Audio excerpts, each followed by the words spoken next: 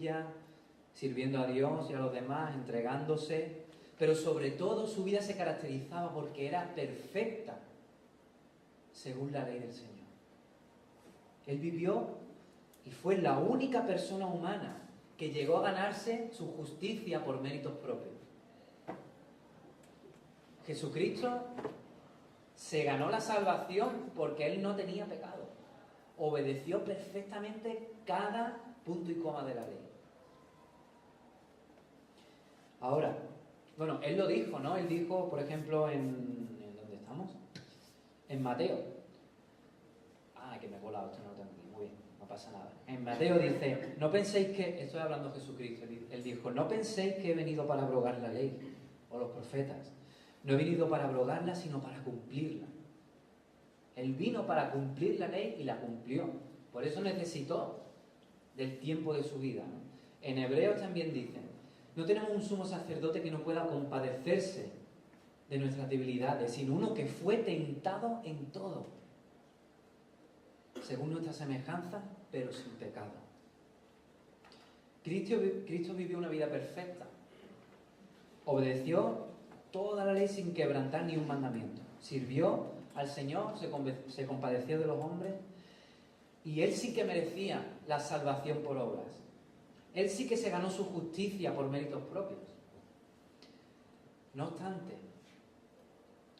sufrió el castigo de la muerte como si hubiera sido el peor de los pecadores. En el versículo 39, Pedro le dijo a Cornelio, nosotros somos testigos de todas las cosas que Jesús hizo en la tierra de Judea y en Jerusalén, a quien mataron colgándole en un madero. El Señor se entregó voluntariamente a la tortura y a la muerte. Él era inocente, pero Él no abrió su boca para defenderse en ningún momento. Más bien aceptó el plan de Dios para Él. Esta es la otra cara de la moneda de la obra de Cristo. Los evangelios nos relatan cómo los líderes judíos conspiraron para matar a Cristo, convencieron a la autoridad romana y al final pues lo consiguieron, lo condenaron a muerte. ¿Y qué exclamó Jesucristo en la cruz? Consumado es. Consumado es. ¿Esto qué quiere decir? Quiere decir, ya he terminado mi obra. Ya he cumplido la obra que vine a hacer, ¿no? ¿Cuál es entonces el significado y las implicaciones de la obra de Cristo? O sea, de su vida y de su muerte. Pues el meollo del asunto consiste en que por su obra se produjo un intercambio de papeles. Él consiguió para nosotros lo que para cada uno de nosotros era imposible conseguir. Primero pagó nuestro castigo por nuestro pecado. Y segundo, nos ganó con su vida la salvación. Romanos 5 dice que si siendo enemigos fuimos reconciliados con Dios por la muerte de su Hijo, mucho más, estando reconciliados, seremos salvos por su vida. Tanto la muerte como la vida de Cristo entran en juego y producen un intercambio de papeles, ¿no? En la cruz, Cristo nos sustituyó a nosotros. Él fue muerto en nuestro lugar. Eran nosotros los que merecíamos que se nos matara, que sufriéramos la muerte por el castigo de nuestro pecado. Éramos nosotros, pero Él lo pagó, ¿no? Y Él con su vida nos ganó la salvación. Este es el segundo pilar del Evangelio. ¿Quién era Jesucristo y qué hizo? Él vivió una vida perfecta y murió en nuestro lugar. Esa es la obra de Cristo. Identidad, obra. El tercer pilar del Evangelio, la resurrección de Cristo. Pedro, en el texto que estamos teniendo como modelo, lo explica así. Él dice, a este levantó Dios al tercer día e hizo que se manifestase no a todo el pueblo, sino a los testigos que Dios había ordenado de antemano, a nosotros que comimos y vivimos con Él después que resucitó de los muertos. La resurrección de Cristo es otra de las claves que no nos podemos dejar nunca en el tintero cuando predicamos el Evangelio a alguien.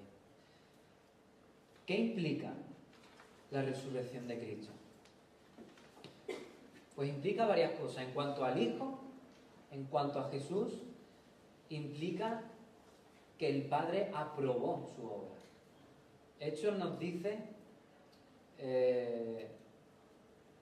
que el Dios de nuestros padres, esto también en otra ocasión que se predicó el Evangelio, ¿no? Dice, el Dios de nuestros padres levantó a Jesús, a quien vosotros matasteis colgándole de un madero. A este Dios ha exaltado con su diestra por príncipe y salvador, para dar a Israel arrepentimiento y perdón de pecados. Es decir, de cara al mismo Jesús, la resurrección era que Dios le estaba aprobando y exaltando.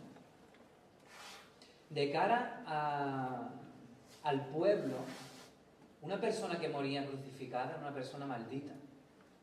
Una persona que era considerado el peor de los pecadores. Si había muerto así, era porque lo merecía. Y ante los ojos de la gente, esto era la impresión que Cristo había dejado si no hubiese resucitado. Pero cuando Dios lo resucita, está reivindicando, decir, no, este era mi hijo. Y dice que su hijo era justo y santo. Cuando Dios resucita a Jesús, está declarando su justicia y su santidad. En cuanto a nosotros se refiere, la resurrección es la garantía de que nuestra fe no es vana, ni es una leyenda, sino que es real. En 1 Corintios 15, Pablo desarrolla una explicación acerca de cómo la resurrección de Cristo sostiene todo el peso de nuestra creencia. 2 versículos de Corintios 15 dicen así. Dice, ahora Cristo ha resucitado de los muertos. Primicia de los que durmieron es hecho. Porque por cuanto la muerte entró por un hombre, también por un hombre la resurrección de los muertos. Porque así como en Adán todos mueren, así en Cristo todos serán vivificados. La resurrección de Cristo fue como un adelanto de la resurrección de todos los creyentes, que tendrá lugar el día que Cristo vuelva por segunda vez. Por tanto, nosotros como creyentes podemos albergar nuestra esperanza con plena certeza de que es real. Es real. Porque la resurrección de Cristo nos garantiza que nosotros estamos en lo cierto. Que nadie te ha comido el coco. Que lo que tú crees tiene un fundamento.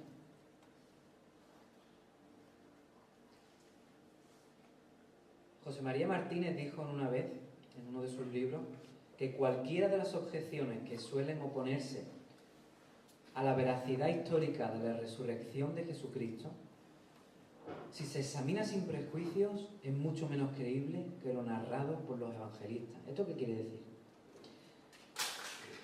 Esto quiere decir que de cara a las personas que no creen, tú puedes plantear la resurrección de Cristo como el gran argumento de que tú tienes la verdad.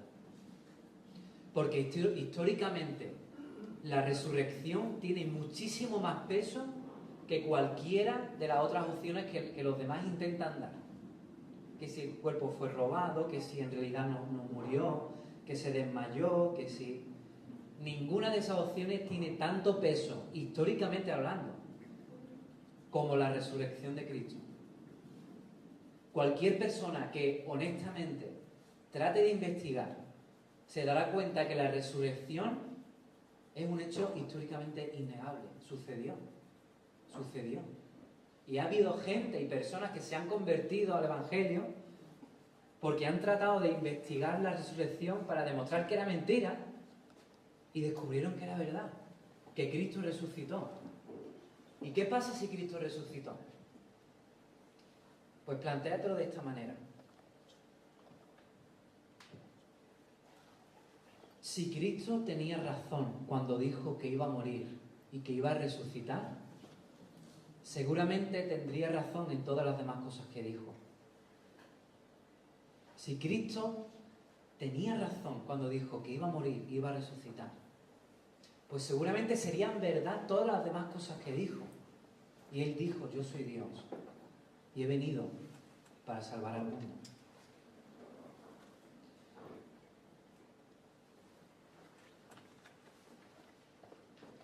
En una ocasión los escribas y fariseos le pidieron al Señor Jesús que le hicieran una señal. Oye, danos una señal para saber que tú eres profeta, que tú hablas, que las cosas que tú dices son verdad. Y el Señor Jesucristo le respondió: la generación mala y adúltera demanda señal, pero señal no le será dada, sino la señal del profeta Jonás. Porque como estuvo Jonás en el vientre del gran pez 3 días y 3 noches, así estará el Hijo del Hombre en el corazón de la tierra 3 días y 3 noches. Jesucristo sabía que su resurrección ofrecería la credibilidad suficiente como para demostrar que su enseñanza y el testimonio que él daba acerca de sí mismo eran ciertos. No habría otra forma mejor ni otro milagro mayor que demostrara que él era exactamente lo que decía ser. Por lo tanto, aquí tenemos otro pilar, ¿no? La resurrección de Cristo. Siguiente pilar es la exclusividad del Evangelio. Pedro en el versículo 42 dijo: y nos mandó que predicásemos al pueblo y testificásemos que Él es el que Dios ha puesto por juez de vivos y muertos.